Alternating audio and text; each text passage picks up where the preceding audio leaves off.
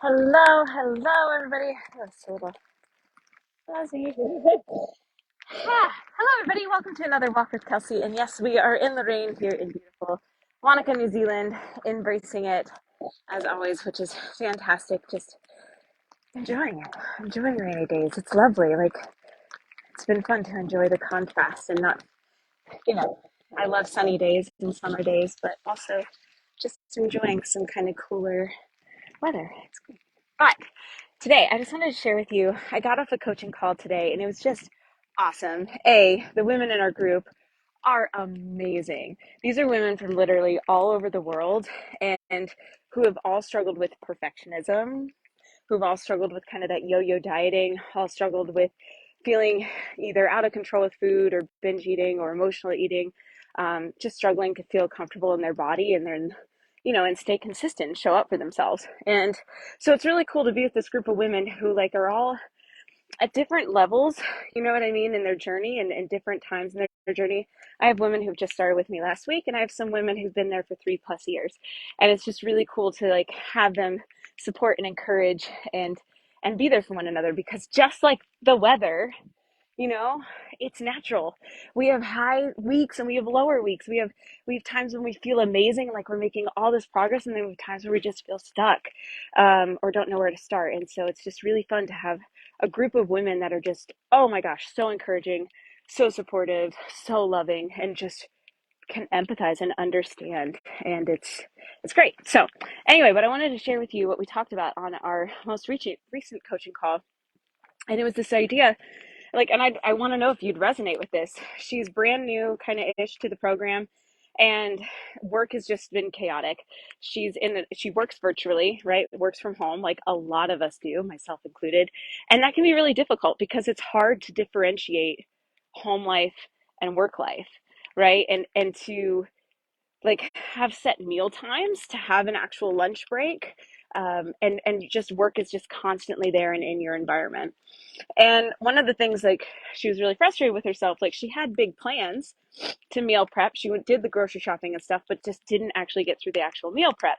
And today's Tuesday, and anyway, and she was just feeling like, in that sense of feeling like, what's the point? I've already messed up. I'm not going to have time to meal prep. I messed up. And almost in this sense of like saying that, like, I already messed it up, so the whole week's ruined. And she wasn't actually saying that, but it was kind of like subconsciously, like that's what she's believing. And so what we did is we are just like, okay, so what are some things that we can eat? There we go.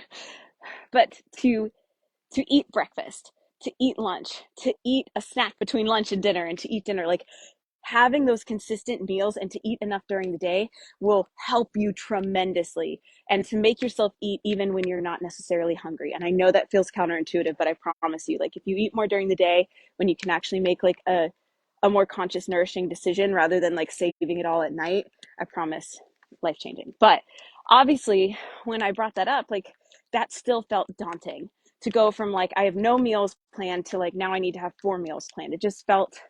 It still just felt too much and felt overwhelming. And so one of my other clients, like, it's kind of cool, right? Like we have this group that we're able to kind of like coach and talk to each other. And she had this really great point of she's like, how can we just like shrink this change even more and make it so that it's impossible for you not to do it? And really focusing like rather than 4 meals, what is 1 meal?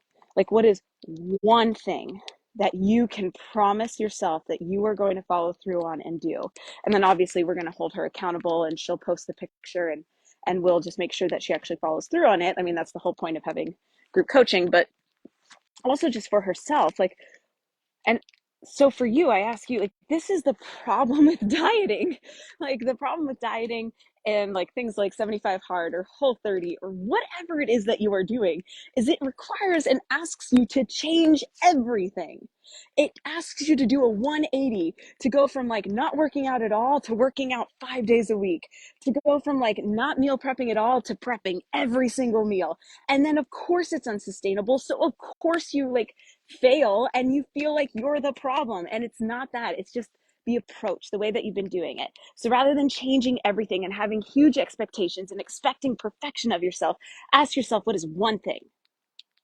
What is one small thing that I can do for sure, that I can make a promise to myself and follow through on it? Because when you do that, you build trust with yourself. And that's the whole point, is to build trust with yourself. That when you say something, when you say you're going to do something, you do it. That builds discipline. That builds self-esteem, that builds confidence. Like, that's what we need. And so for her, she's like, I have the time in my morning, because she works from home, that I can make myself a nice breakfast. I can take the time to really sit down. I can make some bacon, some eggs, and make sure I get some vegetables, and because we're always about adding color and whatever else, maybe have some oatmeal or toast, something like that, so it's a balanced meal.